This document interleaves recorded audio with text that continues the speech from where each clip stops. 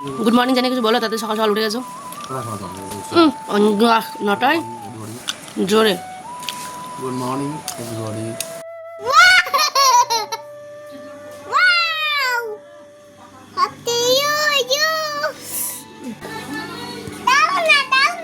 না না, জানো তো জীবনে না শুধুমাত্র দেখেছি, কিন্তু কোনোদিনও এই জিনিসটা খাওয়া হয়নি। আর যদিও বা রান্না করতে গেলাম, পোড়া কপাল দেখো, সেইখানে গিয়ে আবার বিপত্তি সাজলো। জানি না কতদিনে এই সমস্যাগুলো আমার জীবন থেকে দূর হবে। Hey everyone, good morning. কেমন আছো সবাই? উত্তর দিনাজপুর জেলা থেকে আমি পায়েল। আমার সমস্ত ভালোবাসার মানুষদের জানাই অনেক অনেক ধন্যবাদ। এর আগের ভিডিওগুলো তোমরা এত ভালোবাসা দিয়েছো, সত্যি ভাবিনি গো। তাই আজকে আবার দেখো না, তোমাদের ভালোবাসার টানে আরও নিয়ে চলে এসেছি নতুন একটি ব্লগ। সকালে উঠে আমাদের ঘরের মেয়েদের বৌদের কী কাজ বলো? শুধুমাত্র ঘর গোছানো, ঘর ঝাড় দেওয়া। দেখতে কত ইজি মনে হয়, তাই না? আর বলতে তো আরও ইজি, কিন্তু করাটা যে কঠিন, যে করে সেই বোঝে। সকালে উঠেই আজ ভাত বসে দিলাম। পড়ছে ঝিরিঝিরি বৃষ্টি, তার মধ্যেও গামছা মাথায় দিয়ে বাসনগুলোকে ধুতেই হলো, কারণ বর্জ্য বেরোবে খেয়ে। চলো, ভাতটাকেও বসিয়ে দিয়েছি। এখন বসেছি সবজি কাটতে। ঝিরিঝিরি বাইরে বৃষ্টি, তোমরা কতটা অন ক্যামেরা দেখতে পেলে আমি জানি না। আজ বাড়িতে করব সবজি, পটল আর আলুর একটা মেশানো সবজি। হ্যাঁ, অনেকে হয়তো তোমরা এরকম খাও না, কিন্তু আমার বর আবার খেতে ভীষণ পছন্দ করে। সকালবেলা দেখো দুইখানা শালিক পাখি এসেছে, কি সুন্দর তাদের ভালোবাসা, তাই না? দেখে মনটাও যেন খুশিতে ভরে গেল। তারপরে মোটর হয়ে গেছে জল শেষ। আমি গেলাম হচ্ছে কলপাড়ে। যখনই কলপাড়ে যাই, তখনই আমরা দুজন বর বউ মিলে এই কাজটা করি। দেখো, অনেকে তো অনেক কথাই বলে, তাই না? সমস্ত কথার কি উত্তর দিতে হয়? কখনো না। এই যে দেখো, আমরা এখানে এসেছি সবজিগুলোকে ধুতে। আসলে কি বলো তো, যখন যেটা জিনিস থাকে না তখনই সেটার প্রয়োজন পড়ে। দেখো, মোটরটা এতদিন ছিল, কিন্তু কি অবস্থা, কলটাতে আমি কিন্তু মাঝে মধ্যে টুকটাক কাজ করি, তোমাদের সাথে সেগুলো শেয়ারও করি। এমনটাই আজকেও বর এসেছিল হাত মুখ ধুতে, তো ওকে বলছি একটুখানি জলটা চিপে দাও, আমি জাস্ট এগুলোকে ধুয়ে নিই। তাতেও মানুষের কত কথা আসছে পিছনে, ওই যে জল নিয়ে আসছে। বৃষ্টির শেষ নেই, সারাদিন বৃষ্টি পড়ছে পুরো। একটি বৃষ্টির মধ্যে কাজ করার মজাই আলাদা, বিশেষ করে গ্রামে। আমরা তো গ্রামে থাকি, বৃষ্টি বাদলার দিনে এরকমভাবেই কিন্তু কাজগুলো করতে হয়। ওই যে ভাতটা বসিয়েছিলাম, দেখো ভাতটাও কিন্তু হয়ে গেছে। কত তাড়াতাড়ি দেখতে মনে হয়, তাই না? কাজগুলো তাড়াতাড়ি হয়ে যায়, কিন্তু সত্যি যখন হয়, মানে যারা করে তারাই কিন্তু বোঝে যে ঠিক কতটা সময় লাগে। ছোট বাচ্চা, একটা ভরা সংসার, আর সাথে হচ্ছে এতগুলো কাজ, আর সাথে তোমাদের ভালোবাসার জন্য টুকটুক করে এগুলোও শেয়ার করি। জানি না কতটা পারি, কতটা ভালো লাগে তোমাদের, কিন্তু চেষ্টা করি। আশা করছি তোমরা গত ব্লগগুলোতে যেভাবে ঠিক 1.5 বছরে আমাকে ভালোবাসা দিয়েছো, এগুলোতেও দেবে। তারপর এখানে কয়েকখানা খেজুর আমি কিন্তু ধুয়ে দিচ্ছি আমার বরকে খাওয়ার জন্য।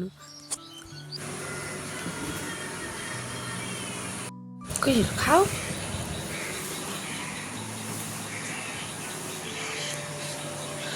সকালবেলায় বরকে খেজুর আর সাথে দিয়েছিলাম হচ্ছে বিস্কুট খেতে, আমিও খেলাম। এদিকে আবার তালাটা গ্রিলের আজ খোলাই হয়নি, সকাল কিন্তু প্রায় অনেকটাই হয়ে গেছে। এদিকে বারান্দায় জল ঢুকেছে বৃষ্টির, সেটাকে ঝাড় দিয়ে ফেলে দিলাম বাইরে। গুড মর্নিং জানিয়ে কিছু বলো, তাদের সকাল সকাল উঠে গেছো।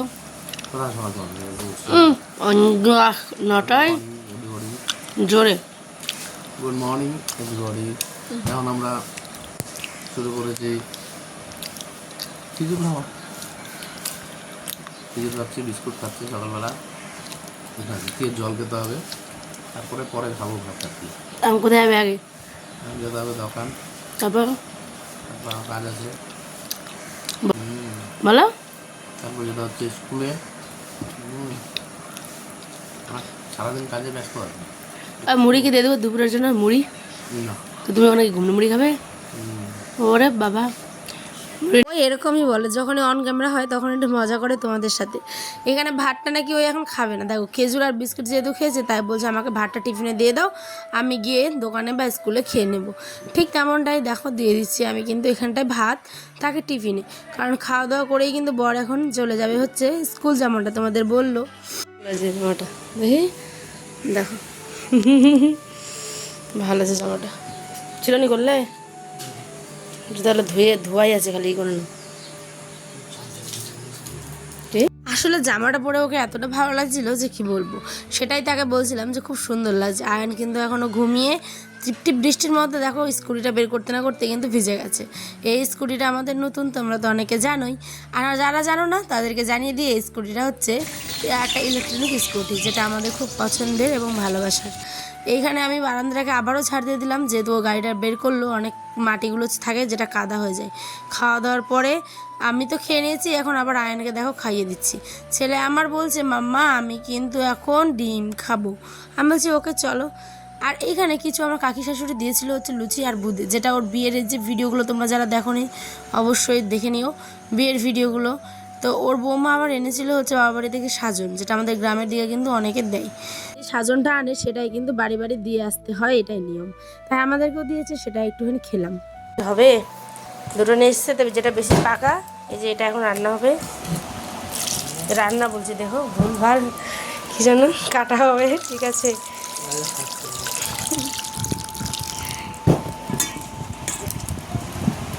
বড় আমাদের। আর এইদিকে প্রেসারে বসেছি ভাত,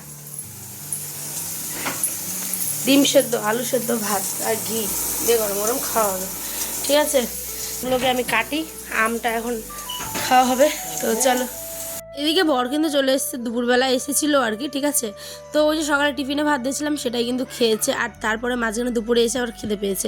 দুইখানা আম এনেছে, দুটো আমের 50 টাকা।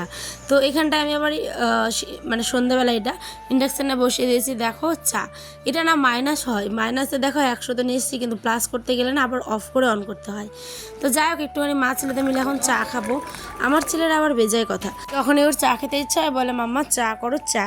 তো ছেলের আবদারে দেখো চাটা করলাম, কিন্তু এই যে দেখছো পাউরুটির পিসগুলো আগেই বলবো খাবো না, এবার টেস্টি হবে না। দেখ খাই, দেখ মিষ্টি করবে রে কেকটার, হ্যাপি ইউ রে। না না না, হ্যাপি ইউ, হ্যাপি বার্থডে। কত কি করে যায় ছেলেকে আমাকে সামলাতে হয় সেটা আমি জানি। আসলে কি বলতো, ওই এটা খেতেই চায় না, মানে পাউরুটিগুলো, ঠিক আছে। তাই ওকে বলছে হ্যাপি ইউ ইউ কেক, মানে হ্যাপি বার্থডে কেক, এটা বাবা খাও। কোনো মতেই খেলো না, যাই হোক চা খেয়েছে। আর সন্ধ্যাবেলা এখন দেখতেই পেলে ছাগলটা দেখো এখানে এখনও মানে বাঁধা। ওকে বলছি হাই, তো জাস্ট একটু মজা করলাম, ঠিক আছে। ও কোনো রিপ্লাই করেনি। যাই হোক, ওই অনেক সময় হ্যাঁ এরম এরম করে তো বুঝে নাও মানে ওই হ্যালো বলে, ঠিক আছে। এদিকে কাপড়গুলো সন্ধ্যার তুলে নিয়ে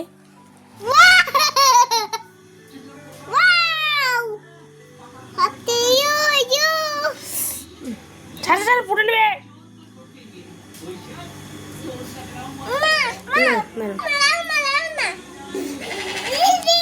বাচ্চার কতটা অ্যাডভান্স হয় তাই না। তখন যে হ্যাপি ইউ বললাম না কেক, বলছে মাম্মা ক্যান্ডেল কই, ক্যান্ডেল মানে মোমবাতি কই, মোমবাতি। তাই দেখো একটু 3টা মোমবাতি সাজিয়ে ওকে একটুখানি আনন্দ দেওয়ার চেষ্টা করলাম। আয় যে ছেলের বায়না মেটানোর জন্য দেখো মিথ্যা গায়ে ফু দিতে দিতে পাগল হয়ে যাবে। চ রান্না বান্না বসাবো, পনিরটা রান্না করতে হবে। আর তার আগে দেখো কেরাগুলো বের করে। এইদিকে আমার ছেলের কান্না দেখো, কোথা থেকে এই প্যাকেটটা পেয়েছে জানো। আমি মানে সামনে থেকে রেখেছিলাম পেরে নিচের দিকে, ঠিক ওই খুঁজে খুঁজে বের করে নিয়েছে। ওটা হচ্ছে ওর বাবার, যে মানে আয়নের বাবার বিয়ের, আমার বরের আর কি, আমাদের বিয়ের যে গাড়ি সাজানো হয়েছিল সেইগুলোই একটু বেঁচে গেছিলো সোলার আর কি। তো সেটা দিয়ে আর কি ওই খেলাধুলো করছে। এদিকে সন্ধ্যাবেলা বিছানাটাকে আবার গুছাতে হচ্ছে, কারণ কতবার যে গুছোতে হয় কি বলবো, সকালে একবার, দুপুরে একবার, সন্ধ্যায় একবার। এদিকে যে কাপড়গুলো তুললাম সেগুলোকেও ভাঁজ করে রেখে দিচ্ছি। সারাদিন কত কাজে করতে করতে দেখতে দেখতে চলে যায় তাই না। সময় যে কখন সকালে উঠি আর কখন সন্ধ্যা হয়ে যায় বুঝতেই পারি না। এডিটিংয়ের কাজ, ভিডিও শ্যুটের কাজ, বড় ভিডিও, শর্ট ভিডিও শ্যুট, মানে বিভিন্ন রকমের জায়গায় পোস্ট করা, সেই ভিডিওগুলোকে আবার একটা ছেলে নিয়ে এতগুলো কাজ করা, মানে ছোট বাচ্চা নিয়ে। তো যারা করে তারাই জানে, আর লোকেরা তো সমালোচনা করতে ব্যস্ত, হ্যাঁ এটা করে সেটা করে, সারাদিন কি করে, মানে মানুষের কত কাজ, এইগুলোই হচ্ছে আবার ওদের কাজ।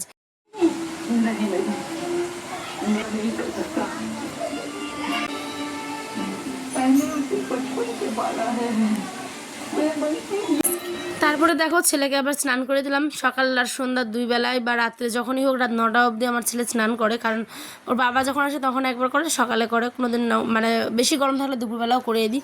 ঠিক তেমনটাই ছেলেকে আমি স্নান করিয়ে ফ্রেশ করে দিই, আর আমিও কিন্তু স্নান করব। এইদিকে আমি দেখো বললাম যে প্রথমেই তোমরা শুরুতেই যে জীবনে কোনোদিনও খাইনি, শুধুমাত্র দেখেছি আজ রান্না করতে গিয়ে বললাম কি হয়েছে বলো তো গাইস। আমার আজ গ্যাস আলু দিয়েছি ভাতে, তো সকাল থেকেই তো মানে সকালে রান্না করেছিলাম গ্যাসে, তারপরে গ্যাস শেষ, এখন রান্না করতে গিয়ে দিই গ্যাস শেষ। তাই দেখো ইন্ডাকশানটা ভাগ্যিস ঠিক করা ছিল, তাই ইন্ডাকশনের মধ্যে পনির আর আলুর একটা তরকারি করবো আর করবো ভাত। ভাতে কিন্তু আমি আলুটাকে সেদ্ধ করে নিয়েছি। আর এইখানে পনিরগুলোকে দেখো কি সুন্দর সফট একদম পনির নিয়ে এসেছে আয়নের বাবা। আর 250, হ্যাঁ 250ই বলেছিল না, 500 এরকম আর কি। ঠিক আছে, তো আমি চলো এটাকে এখন একটুখানি ভালো করে তেলের মধ্যে ফ্রাই করব। তার আগে চলো ডিম করি। ওই যে তখন দেখেছিলে না প্রেশারে বসেছিলাম দুপুরের দিকে আয়রন বাবার জন্য ভাত, তখন কিন্তু লাইন চলে গেছিলো আর গ্যাসটা কিন্তু তখনই শেষ হয়েছিল। ঠিক আছে, তাই দেখো আমি ডিমটাকে কিন্তু ভাজতেই পারিনি। এখন আমি ডিমটাকে ভেজে নিব এখানটায়। আর ইন্ডাকশানে রান্না করতে গিয়ে এত কষ্ট হয় যে কি বলবো, মানে আধ ঘন্টার রান্না তোমার ওখানে 1.5 ঘন্টা লাগে, এত স্লোলি হয় কি বলি বলো তো। আর আমার ইন্ডাকশানটা তো 1200-এর উপর আর যায় না। তো ডিম ভাজার পরে এখানে আমি সেই হিট কড়াইটাতেই কিন্তু পনিরগুলো একে একে ভেজে নেব। তো এখানে আগে ডিমটাকে একটুখানি ভালো করে চিপে চিপে ভেজে নিচ্ছি। পনির জিনিসটা অনেক দেখেছি গো, কিন্তু বাড়িতে কোনো দিনও রান্না হয়নি। এই প্রথম পনির রান্না করলাম। আর পনিরটা রান্না করার পরেও এত রান্না ভালো বলেছে যে কি বলবো। পনির রান্না করার পর মশলা টশলা করে রেখে দিয়েছি। আর এই দিকে কিন্তু আমার বরের জন্য আমি এখনও ওয়েট করছি। কারণ কি বলো তো, কারণটা হচ্ছে ওই কখন পেঁয়াজ নিয়ে আসবে। কারণ পেঁয়াজ বাড়িতে একদমই শেষ। আর আমি কিন্তু মশলা মানে করা হয়নি মশলাটা, শুধুমাত্র আলু ভেজেছি, ডিম ভেজেছি, ভাত করে নামিয়ে নিয়েছি, পনিরটাকেও ভেজে রেখেছি। জাস্ট মশলা করে ওই আসলে কষিয়ে নিয়ে তরকারিটা কিন্তু নামিয়ে নেব। আর এই দিকে আমিও কিন্তু স্নান করে নিলাম, তারপরে একটুখানি পাউডার লাগিয়ে নিচ্ছি। কারণ আমি কিন্তু স্নানের পরে মুখে ক্রিম পাউডার লাগালে বেশ আমার ভালো লাগে ঠান্ডা ঠান্ডা।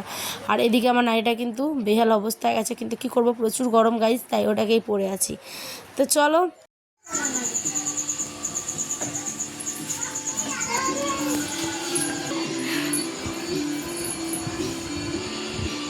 এইদিকে দেখো স্ট্যান্ড ফ্যানটাও খারাপ, তাই আয়নের বাবা ব্যাটারি নিয়ে এসেছে স্ট্যান্ড ফ্যানটার জন্য।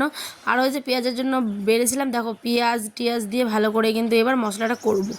আর দেখো বর কিন্তু হাত মুখও ধুইনি, চেঞ্জ করে জাস্ট একটা গামছা পরে এবার ওটাকে নিয়ে বসেছে ভালো করে ওটাকে ঠিক করবে বলে। গ্রামের দিকে এত লোডশেডিং হয় গাইজ রাত্রেবেলা যে কি বলবো। এই ফ্যানগুলো না চালালে না থাকা একদম পুরো দায় হয়ে যায়। যাদের মানে ধরো ছাদের ঘর তাদের অবস্থা আরও করুন। আমাদের তো টিনটা ঠান্ডা হলে তবু ঠিক হয়ে যায়, ঠিক সন্ধ্যে কটায় 6টা বাজে 5টা বাজে তখন টিন ঠান্ডা হয়ে যায়। কিন্তু যেদিন মারাত্মক গরম থাকে না সেদিন কষ্টটা আরও বেশি হয় সবারই। তো আমাদের একটু আর এই ফ্যানটাকে ঠিক করতে হতো, কিন্তু হয়নি ঠিক। আবার নতুন পাখাটা নিয়ে আসতে হবে। আর মানে নতুন পাখা বলতে একটা পাখা আমাদের আছে আর কি দোকানে, সেটাকে আর কি নিয়ে আসতে হবে। এটা হলো না, মানে ব্যাটারিটা কিনে আনলো কিন্তু তারপরেও হলো না। আর এইখানে আমি দেখো বসে দিয়েছি হচ্ছে বললাম না মশলাটা কষিয়ে নিয়ে জাস্ট তরকারিটা নামিয়ে নিব। ঠিক তেমনটাই সমস্ত বাটা মশলা দিলাম, আর সাথে হচ্ছে গিয়ে তেজপাতা দিয়ে আলুটাকে সেদ্ধ করা ছিল, সেদ্ধ আলুটা ভেজে নিয়েছি। তাহলে আমার কিন্তু এখানে সময়টা কম লাগবে। শুকনো শুকনো করে এখানে কষানো হচ্ছে। এবার দেখো কষানো হয়ে গেলেই আমি কিন্তু এখানে দিব জল, আর তারপরে দিব হচ্ছে পনির।